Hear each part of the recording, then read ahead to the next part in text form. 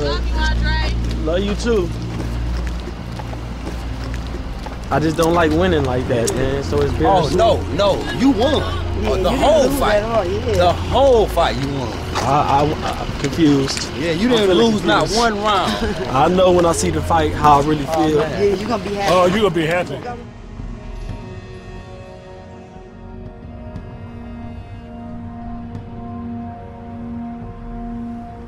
I hope Andre Dirrell is having no big problem in hospital. He can coming back. I and Dirrell will be boxing one more time.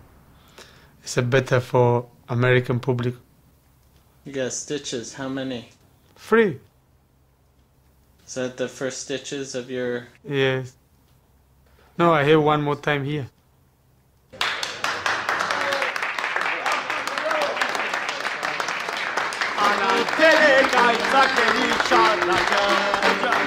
I think Arthur took his lesson out of the fight yesterday. I think there will be quite a few changes.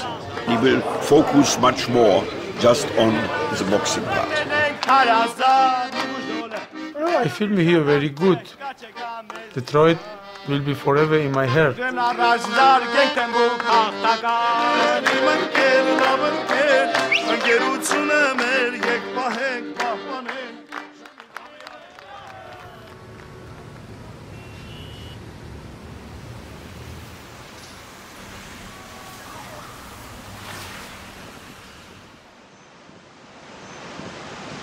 We're going into these great fights, these super fights, and no one knows who's going to win.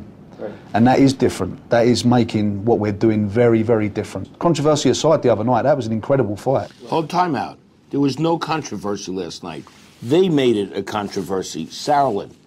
That was a clear, intentional foul, and I'm not going to sit in this meeting. I will walk the fuck out if I start hearing a controversy, my fighter was acting, or whatever. That's what undermines the tournament. Look, I agree, and the press doesn't have that opinion. I agree. Only you guys from Europe have that opinion. I agree. I think for Arthur Abraham to say that he didn't think the guy was down, he looked at him, he bent down, and he hit him with an illegal blow, and he got disqualified. Tough life. Too bad. You did it. It was a mistake. He didn't mean it, I'm sure. He wasn't intentionally seeking to get DQ'd. He was coming back in the fight. He knew he needed a knockout. He knew he needed a knockout, and he took. The ref wasn't there, and he. It's okay. He shot. It happens in boxing. He's a good person. He's a great person, and he's evolved in this tournament as one of the most likable and compelling characters in all of the tournament. He really is. He's brilliant. But the way this is set up, Dirrell and Abraham theoretically could meet in the semis, couldn't they? Yeah, absolutely. How big would that be? That's the great thing about these things. You know, Froch and Dirrell could meet again. Abraham and Dirrell could meet again, depending on the seeding. Who knows? It's tightening up. Nobody's running away with this. Just wait until Denmark. If Froch loses, then maybe we'll see a different Mick. But until he loses, he's sitting back there smiling, all happy. I'm comfortable at the moment.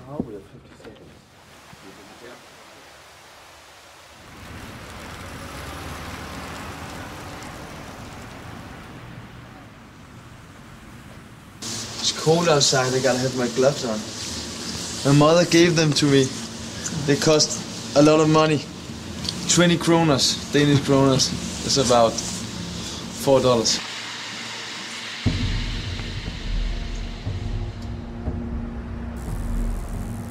My confidence has been tested from the last fight. You will ask yourself, oh, what happened? Maybe I am finished. That's the thought you have the week after. Ward is a great fighter, but I couldn't recognize myself in that fight. I was fighting his fight, not my own. So that's a big loss for me. This is kind of my last chance, I think, for the tournament. Now I'm taking my protein shake. I eat here after the running or we've been weightlifting and so on. I have my chef here, and he's making us a nice food. All kind of stuff I can't tell you. My first priority is boxing now. Doing all kind of new stuff, and it's working for me. And what the new stuff are you doing? Oh, I can't tell you, but it's bad. And I don't want any of my opponents to watch the sparring with me because we're training on different things, and I think it's good to have some secrets and I get the edge. Changing my trainer was a new thing for me. I worked with Jimmy for many years, and I'm very confident in him. When I first met him, he was a mean kid. So I said, I'm going to test this kid and see what the hell he's got. So I went and put him with a cruiserweight. He beat the hell out of him. I said, wait a minute, this kid's going to be something. Okay, on the last one, we'll get it on. That man is crazy. I know I'm not finished. I'm just back, better than stronger than ever. And Carl Froch, he has to prove me wrong. I gotta remind me every day. Every day he wants that belt. He's a handsome guy. Handsome guy who's got a big nose for a target.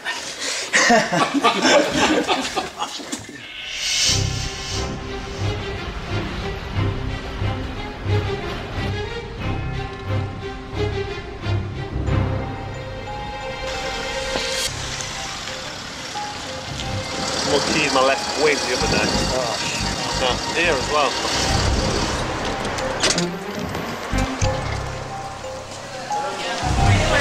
Is that camera one that's just sort of over here on the left, there for the car park? We have CCTV, we've got like 16 cameras. Oh, because I've been in there for 2 weeks, my car keeps getting vandalised. Yeah. It's one of those kids hanging around, or if it's somebody being a bit clever. You can't all be lovers, can there? There's got to be a few haters. For every 10,000 lovers, there's at least 10 haters. It's probably a joke, I was Aggie fan. I've got Froch on my number plate. We're all from Wales. Oh, how you doing, Mark? You alright? If you can get out there and come and witness an execution. It'll be a good one. He's going to come and have a real go. He lost his last one, so he's got it all to fight for. But when he realises after round 5, 6, it's not going his way, he's going to be on survival mode. But he's a good fighter, Kessler. Got to give him a lot of respect. I'm in Sheffield at the minute. Robert McCracken, my trainer, he's training all the boys for the next Olympics on the amateurs. So there's a lot of Olympic hopefuls in here. Yeah, he's a big shot. Privileged to still have him. It helps me coming here, seeing the youth and enthusiasm. But in turn, it helps them to see a world champion pull up in a nice car and still do all the hard work and realise what it takes to get to the top, as well as remain at the top. Okay, Mr. Besta, go steady. Amateur and professional, 2 different sports. Come on, get there quick. A lot of it's fast stuff. But to improve my early game against Kessler, I need a good start, a fast start. So this is good for that. The old saying goes, it's hard to become a world champion, it's even harder to stay there. Everybody wants it off you. You've got to train harder, but you're getting older. So it gets even harder. Obviously, with Kessler being beat, it brings its dangers. He's got it all to do, he's got it all to prove. It's my job to do what I do best and get him beat. Who's this to? It's Neil, please. NEI, yeah. Yeah. Who are you fighting next to you up here then? Or? Mikkel Kessler from Denmark. All right. Good luck. Yeah, all right, nice one. Appreciate that. See you, mate. Thanks a lot. Look after yourself. See you, Jen. What one is it? Just took it off there. Yeah, they pushed it right on there. That'll come off, but that's military. The tournament continues as Carl Froch defends his title against hometown hero Mikkel Kessler, Saturday, April 24th. And on the next Fight Camp 360, relive Froch versus Kessler. Plus join champion Andre Ward and Alan Green as they prepare for their upcoming battle this June.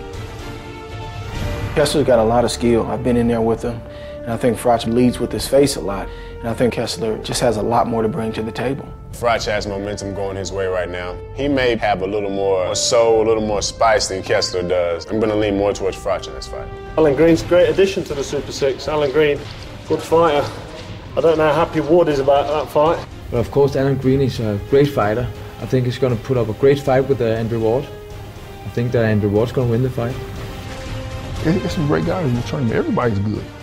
You know, Alan Green, he's a great fighter. I wish him the best. And I have no, you know, if you want a couple of t-shirts, I still got a couple of Super 6 t-shirts. Tell him to call me. Yeah, I'll give them to him.